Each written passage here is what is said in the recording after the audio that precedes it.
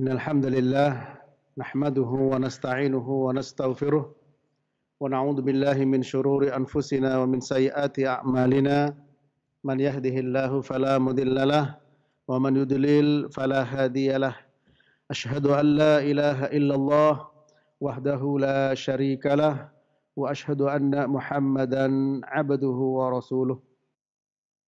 يا أيها الذين آمنوا اتقوا الله حق تقاته ولا تموتن إلا وأنتم مسلمون أما بعد فإن أصدق الحديث كتاب الله وخير الهدي هدي محمد صلى الله عليه وسلم وشر الأمور محدثاتها وكل محدثة بدعة وكل بدعة ضلالة وكل ضلالة في النار.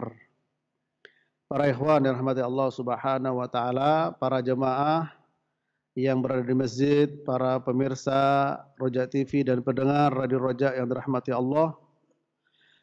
Pembahasan kita masih terkait dengan at-tawassul al-masyru' wa ghairu al-masyru', ya, tawassul yang disyariatkan dan yang tidak disyariatkan.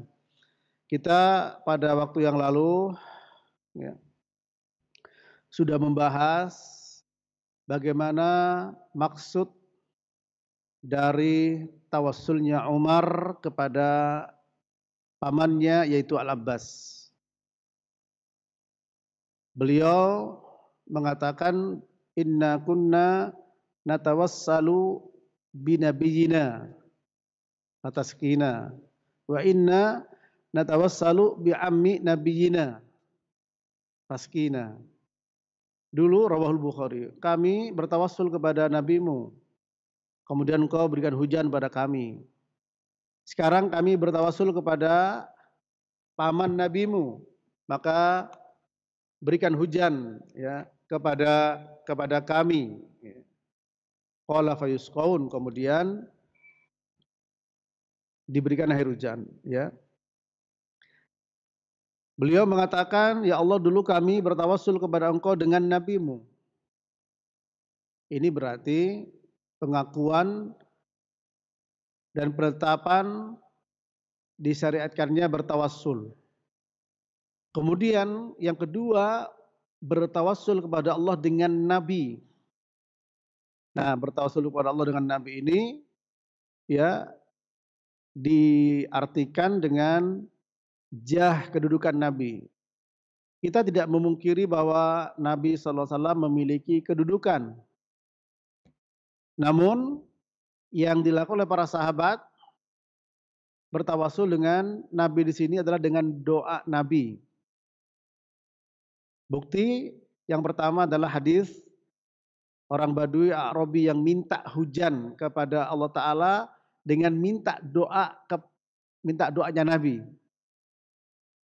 Kemudian seminggu kemudian minta didoakan lagi agar hujan diberhentikan. Yang kedua adalah hadis Ad-Darir, orang yang buta. Minta dengan doanya Nabi, didoakan kepada Allah Ta'ala. Nah sekarang ini hadis ini ya, asar Umar bin Khattab ini bertawassul kepada engkau dengan nabimu. Kemudian setelah itu mengatakan sekarang kami bertawassul kepada Allah dengan paman nabimu, tolong berikan hujan kepada kami. Nah, dengan paman nabimu, berarti di sini dulu dengan nabi, sekarang dengan pamannya. Dulu dengan nabi itu dengan apanya? Dengan apakah dengan zatnya, dengan kedudukan beliau, jah beliau, atau dengan doa beliau? Kalau memang dengan zatnya beliau, dengan kedudukan beliau, maka Umar ibn Khattab radhiyallahu taala anhu tidak mengalihkan tawassulnya kepada paman Nabi yaitu Al-Abbas.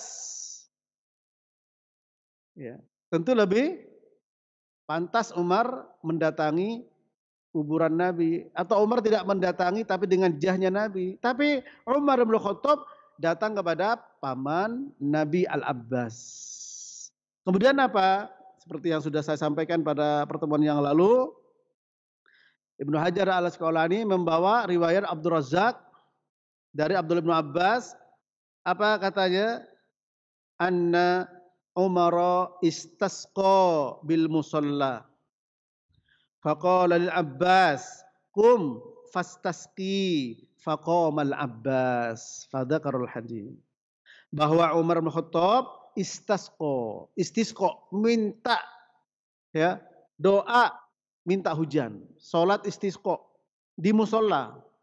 Kemudian Umar bin Khattab mengatakan kepada Al-Abbas, "Kum fastasqi." Berdiri, fastasqi. Apa fastasqi? Istisqalah, mintalah air hujan. Apa fastasqi? Yaitu tolabah as-suqya.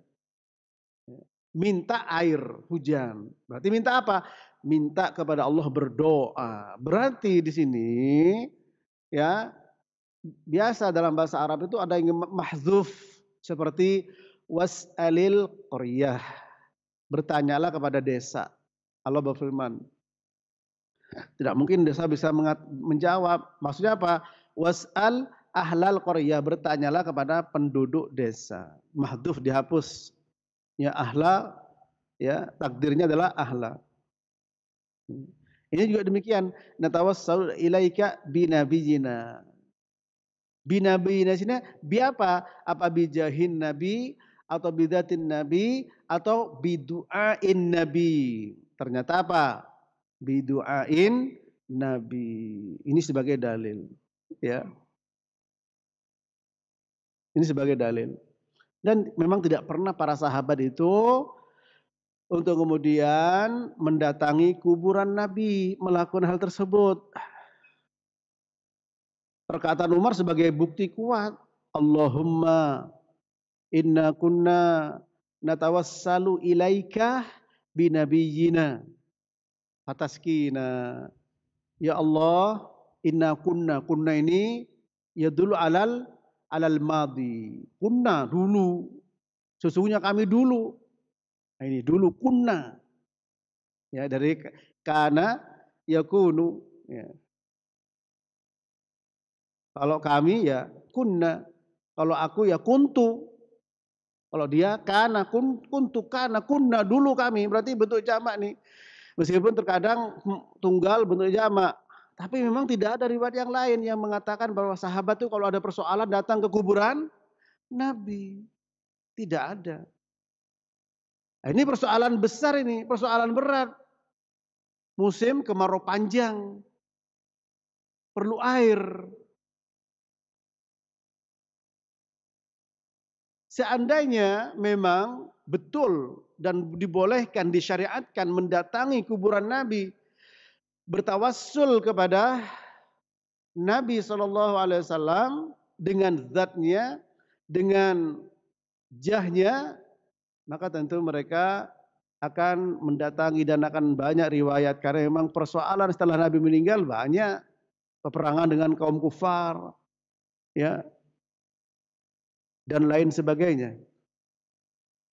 Nah, bukti ini ketika ada urusan besar berupa musim kemarau panjang, ya, Umar Ibn Khattab radhiyallahu taala anhu, beliau menyatakan dengan tegas, Allahumma inna kunna natawassalu ilaika binabiyyina fataskina wa inna natawassalu ilaika bi ammi nabiyyina faskina faqala fayusqaun. Qala fayusqaun. Rawahul Bukhari, dari Anas bin Malik radhiyallahu taala anhu. Ya. Bahkan Anas bin Malik mengatakan kana idza qahatu istasqa bil Abbas bin Abdul Muttalib.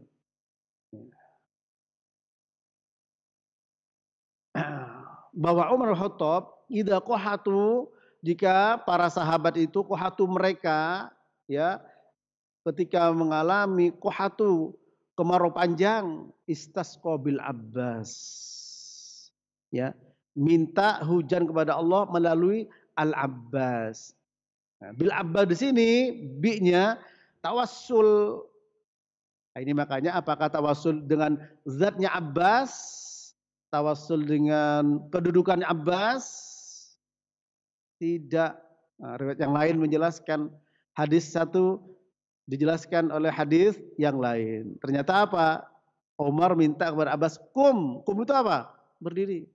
Fastaski, dan mintalah istisqa lah, ya. Fi'il amr, taski, kemudian hendaklah engkau minta air hujan kepada Allah, fastaski. Berdoa kepada Allah. Berarti di sini perkataan Anas bin Malik, ya, bahwa Umar, ya, anna Umar bin Khattab radhiyallahu taala anhu kana idza qahatu, ya, kalau udah kana ini lil muwadhabah, terus menerus, paling tidak alal aqal alal ghalibnya, sering, selalu, ya. Ketika qahatu, mereka, siapa mereka ini? Ya para sahabat. Ketika mengalami kemarau panjang, istasqa bil Abbas ibni Abdul Muttalib. Ya, istasqa, minta hujan kepada Allah Ta'ala bil Abbas, dengan Al-Abbas, sahabat Al-Abbas paman Nabi. Lalu beliau setelah itu beliau nyatakan dengan ucapannya, ya Allah, dulunya kapan? Ketika Nabi masih hidup, kami bertawasul kepada engkau dengan nabimu, dan engkau berikan kepada kami hujan, dan sekarang kami bertawasul kepada engkau dengan paman nabimu, tolong berikan hujan. Nah, riwayat yang lain, kalau berhenti di sini, mungkin ini juga bisa dijadikan sebagai alasan bagi mereka yang menyatakan sebagai apa? Dalil bahwa ini juga kepada Al-Abbas tawassul dengan jahnya, dengan kedudukannya. Bisa, tapi justru malah hujjatun alaihim, hujjah atas mereka. Wahadihi hujjatun lana, ini hujjah kami. Kalau memang kepada jahnya Nabi, kepada kedudukan Nabi, kepada kehormatan Nabi, tentu tetap dilakukan meskipun beliau sudah meninggal. Tapi Abdullah bin Umar Khattab mengatakan dulu. Nah, sekarang tidak, maksud begitu. Pengertiannya sekarang tidak kepada Nabi. Sekarang karena Nabi sudah meninggal, kepada paman Nabi. Apakah juga kepada jah, kedudukan, kepada zatnya? Tidak juga. Apa? Kum fastaski, berdiri, mintakan hujan. Ya. Dan yang namanya tawassul tidak hanya untuk urusan hujan saja. Ya. Juga hal-hal yang lainnya. Namun di sini menjadi bukti bagi kita, menjadi dalil bagi kita bahwa hujan ini urusan kemarau panjang kan urusan besar, urusan umat, urusan kemanusiaan, urusan umum yang bisa secara sebab mengancam kehidupan manusia. Ya. Sehingga apa? Sehingga di sini sahabat Umar Ibnu Khattab radhiyallahu taala anhu, ya, Sayyiduna Umar Ibnu Khattab radhiyallahu taala anhu, beliau mengatakan apa? Ya Allah, kami bertawassul dulu kepada Nabi-Mu. Artinya beliau menganggap ini perkara besar dan penting, kemudian beliau menggunakan sarana itu tawassul. Cuman jangan dipahami tawassul kepada zatnya Nabi atau kepada jahnya Nabi. Kita tidak memungkiri bahwa Nabi memiliki kedudukan yang mulia di sisinya. Dan ternyata semua yang bertawassul binabiyika Muhammad Nabi Rahmah, itu juga bukan kepada zatnya tapi dengan doanya. Ya, hadis dorir sudah. Nah, sekarang subhat berikutnya apa? Subhat berikutnya adalah ada dua hadis, ya. Pertama hadis Al-Udbi, yang kedua hadis Al-A'rabi. Dan ini ada kaitannya dengan mimpi berjumpa dengan Nabi Sallallahu Alaihi Wasallam. Nanti kita dengarkan hadis yang terkait apabila orang bermimpi berjumpa dengan Nabi. Ya, kita bacakan dulu. Ya, mudah-mudahan karena didengarkan juga oleh kaum muslimin, ya, bisa dicatat judul kitab yang saya bawa.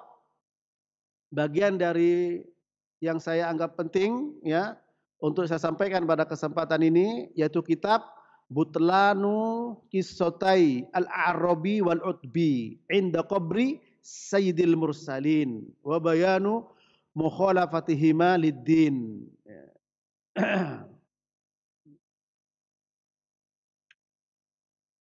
Dirasatan naqdiyatan lil qissaitain sanadan wa matanan, ya. Batilnya ya, dua kisah Al-A'rabi dan Al-Utbi.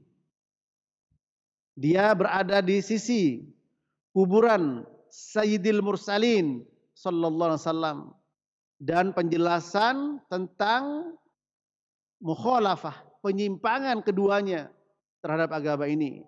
Di sini dibahas secara apa?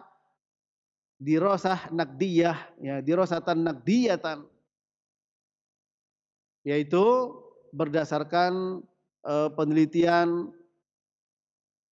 kritik hadis terhadap dua kisah ini, baik secara sanad maupun secara matan. Ya, dikasih muqaddimah, ditulis oleh Syekh Abdurrahman bin Muhammad bin Abdullah Al-Umaisan, ditakdim oleh Syekh Saleh bin Fauzan Al-Fauzan. Ya, yang pertama hadis atau kisah Al-Utbi, dibawa dengan sanadnya yang dikeluarkan oleh Al-Imam Al-Baihaqi, meninggal pada tahun 458 Hijriah.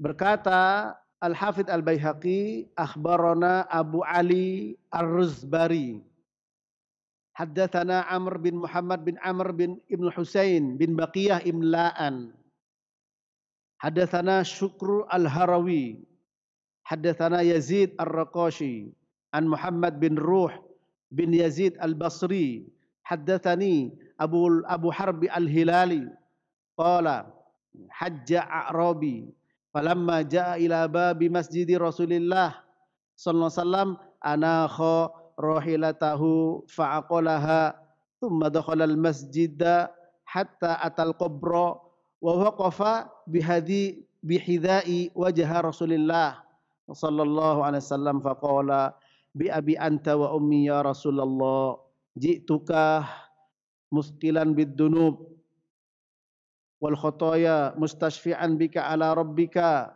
li'annahu qala fi muhkami kitabihi walau annahum idh dhalamu anfusahum ja'uka fastaghfirullah wastaghfara lahumur rasul la wajadullaha tawwabar rahima wa qad ji'tuka bi abi anta wa ummi mustilan bid-dunub wal khotoya astashfi bika ala rabbik an yaghfira li dhunubi wa an tashfa'a fiyya thumma aqbala fi ardin nas wa yaqulu ya khaira man dufinta bil qa'i a'dhamuhu fataba min tibihinna al qa'u wal akamu nafsil fida'u li qabri anta sakinuhu fihi al afafu wa fihi al judu wal karamu.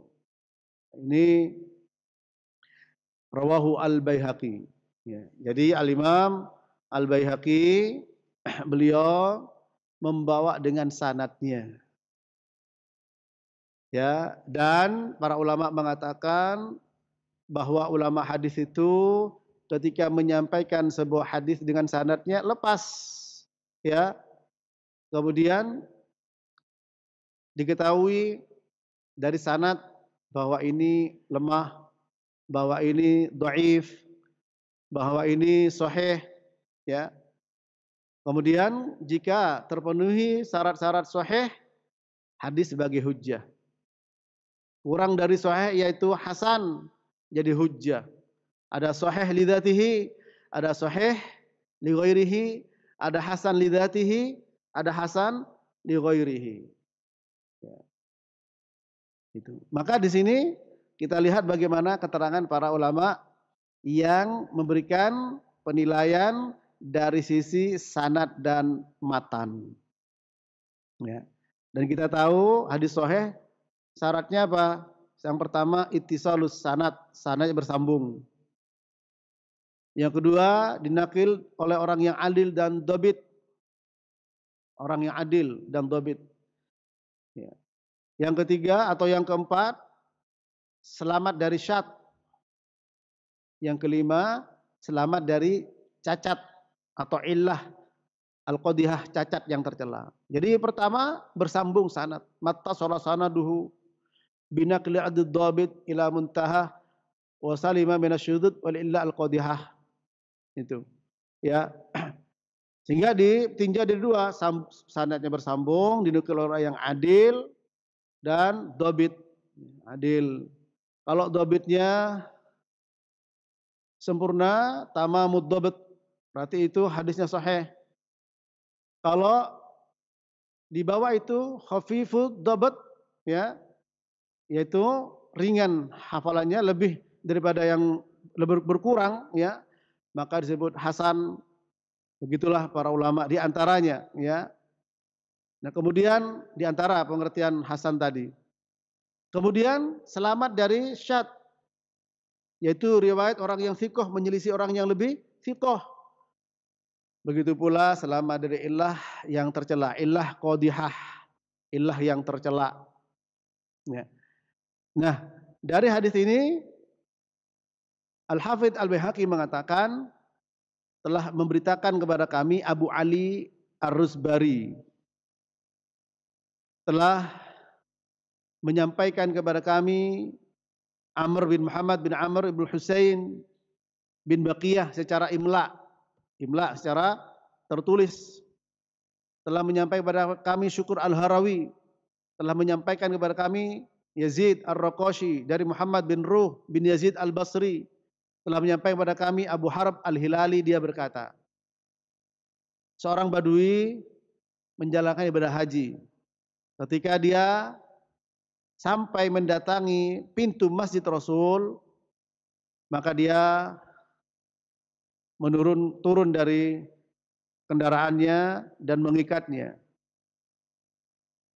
Lalu masuk masjid hingga mendatangi kuburan, yaitu maksudnya kuburan Nabi. Dan dia berdiri dengan sepatunya, ya, wajah Rasulullah sallallahu alaihi wasallam. Ini juga pertama masuk kuburan. Padahal kuburan waktu itu di rumah Aisyah tertutup. Ini juga dari mata udah aneh. Dan berdiri di atas wajah Nabi dengan sepatunya, ini juga aneh. Padahal kalau ziarah kubur sendalnya dilepaskan gitu, ya. Kemudian berkata, bi abi anta wa ummi, demi ayahku dan ibuku, ya. Demi ayahku dan ayahmu dan ibumu. Ini bukan bersumpah atas nama manusia, ini biasa dipakai oleh orang Arab untuk menyampaikan sesuatu yang penting. Wahai Rasulullah, ya Rasulullah. Nah, ini berdialog dengan Rasulullah sudah meninggal, ya Rasulullah, memanggil. Sehingga juga apa? Hal yang aneh, ya. Aku datang kepadamu dengan berat membawa dosa-dosa dan kesalahan. Kemudian minta syafaat kepadamu, ya, denganmu atas Robmu, yaitu minta syafaatmu, ya, kepada Allah Subhanahu Wa Taala. Karena sesungguhnya Allah telah berfirman dalam firman-Nya, dalam kitabnya, ayat muhkam. Seandainya mereka melakukan kedoliman kepada mereka sendiri, mereka datang kepada engkau ya Rasul, dan mereka mohon ampun kepada Allah, maka dan Rasul pun memohonkan ampun bagi mereka. Benar-benar mereka mendapatkan Allah Maha Pengampun dan Maha Penyayang. Dan sungguh aku datang kepada engkau demi ayahku dan ayahmu dan ibuku dan ibumu dengan dosa yang banyak dan kesalahan. Minta syafaatmu atas Rabbmu agar Allah mengampuni dosa-dosaku dan engkau memberikan syafaat padaku. Lalu dia menghadap kepada orang dan mengatakan, wahai orang yang paling baik yang dikubur di tanah yang paling baik, ya. Tanah yaitu fataba min tibihinna alqa' wal akam. Itu bagus tanahnya dari apa? Dari baunya, ya. Diriku sebagai al-fida, sebagai apa? Tebusan untuk kuburan di mana engkau berada di dalamnya. Nah, ini ya ungkapan-ungkapan juga termasuk mengandung juga hulu kepada Nabi Sallallahu Alaihi Wasallam. Ya. di mana di dalamnya terkandung al-jud wal karam, yaitu kedermawanan dan kemuliaan. Nah, perhatikan di sini ya. Ini adalah kisah al-Utbi riwayat Al-Imam Al-Baihaqi ya. Memang syubhat yang ada, riwayat tersebut juga diriwayatkan oleh para ulama yang lain dengan sanadnya. Ya. Kemudian juga dari jalan yang lain juga Ibnu Najjar, Muhammad bin Mahmud An-Najjar Al-Baghdadi juga mengeluarkannya. Ya. Yang kita lihat juga dari sisi sanad dan sisi matan. Di mana dalam sanadnya dari Abdurrahman bin Abil Husain fi kitabihi akhbarana Abul Faraj bin Ahmad akhbarana Ahmad bin Nusair akhbarana Muhammad ibn Qasim sami'tu Ali bin Ghalib As-Sufi yaqul sami'tu Ibrahim bin Muhammad al-Muzakki yaqul sami'tu Abul Hasan Al-Faqih yahki 'an Hasan bin Muhammad an Ibnu Fudail An-Nahwi an Muhammad bin Ruh an Muhammad ibn Harb Al-Hilali qala dakhaltul Madinata fa ataitu qabran Nabi sallallahu alaihi wasallam faja'a Arabi fazarahu thumma qala ya khairal mursalin innallaha azza wa jalla anzala kitaban alayka sadiqan qala fihi walau annahum idzalamu anfusahum ja'uka fastaghfirullah wastaghfir lahumur rasul lawajadullah tawwabar rahima wa inni ji'tuka mustaghfiran ila rabbi min dunubi mustashfi'an bika thumma baka wa ansha ayaqul ya khaira man dufinta bil qa'i a'dumuhu fataba min tibihinnal qa'u wal akamu nafsil fida'u li qabri anta sakinuhu fihi al afafu fil judu wal karamu ya. Nah, ini sama juga ya. Dari sanadnya juga sudah disebutkan sampai kepada Muhammad bin Harb Al-Hilali ya. Di mana Muhammad bin Harb Al-Hilali ini ada yang mengatakan ya, As-Subki mengatakan bahwa dia adalah Al-Utbi. Nanti kita jelaskan satu persatu sanadnya sehingga barangkali ya ini sebagai pertama ilmu bagi kita. Ketika kita niatkan sebagai ilmu, maka apa? Dapat pahala kita insyaallah. Ditulis sebagai pahala. Yang kedua tentu saja bertambah ilmu kita. Qul rabbi zidni ilman. Yang ketiga, kita tahu persoalan ini. Seandainya ada orang yang membawakan riwayat tersebut. Ya. Kemudian apa? Aku masuk Madinah, kata Muhammad bin Harb Al-Hilali. Aku mendatangi kuburan Nabi sallallahu alaihi wasallam. Kemudian datang seorang badui, A'rabi, dan menziarahi kuburan Nabi. Lalu dia berkata, A'rabi, wahai sebaik-baiknya Rasul, sesungguhnya Allah telah menurunkan dalam kitabnya kepada engkau Shadiqan qala fihi, dia maha benar berfirman di dalamnya. Itu surat An-Nisa ayat 64. Sekiranya mereka berbuat zalim kepada diri mereka sendiri, mereka mendatangi engkau, yaitu mendatangi Rasul. Kemudian mereka mohon ampun kepada Allah dan Rasul memohonkan ampun untuk mereka. Maka sungguh mereka akan mendapatkan Allah memberi tobat dan Maha Penyayang.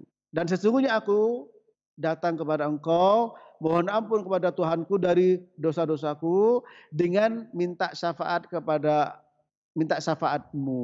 Lalu dia menangis dan menyampaikan syair tadi sama ya. Nah, sekarang ya kalau saya sebutkan biar juga mudah-mudahan yang mendengar kajian ini barangkali sebelumnya memang menggunakan dalil tersebut, ya bisa nanti dirujuk, dicari kitabnya. Karena masalah itu ilmu, masalah ilmu, ya kita bahas dengan ilmiah. Ya. Sama dengan kita sholat. Ya. Sholat tadi sholat maghrib, berapa rakaat? 3 rakaat. Berjamaah? Iya. Kalau berjamaah itu seperti apa? Mengikuti imam. Dari mana mengikuti imam kok tahu? Ini salah, kita ambil satu hadis. Kenapa kok mengikuti imam? Kok tidak sujud duluan? Sujud duluan, nanti tunggu imam juga sujud. Toh nanti akhirnya juga bisa bareng. Kenapa? Ya karena Saya lihat orang-orang begitu. Itu bukan hujjah. Kenapa? Ya karena turun-temurun begitu kalau saya perhatikan. Bukan dalil. Ya. Meskipun benar, tapi bukan pernyataan benar, alasan salah. Kalau pernyataan benar, kenapa kamu kok ngikuti? Iya, saya ikuti imam, karena imam diikuti. Ya apa dasarnya?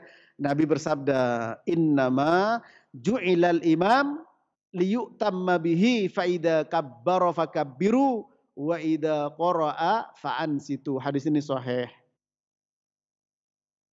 Sesungguhnya imam dijadikan untuk diikuti. Apabila imam takbir, maka takbirlah. Apabila imam membaca, maka diamlah. Berarti punya dasar. Kemudian semua kaum muslimin melakukan itu. Tidak satu pun orang yang membenarkan imam belum takbir, dia takbir duluan. Itu sepakat.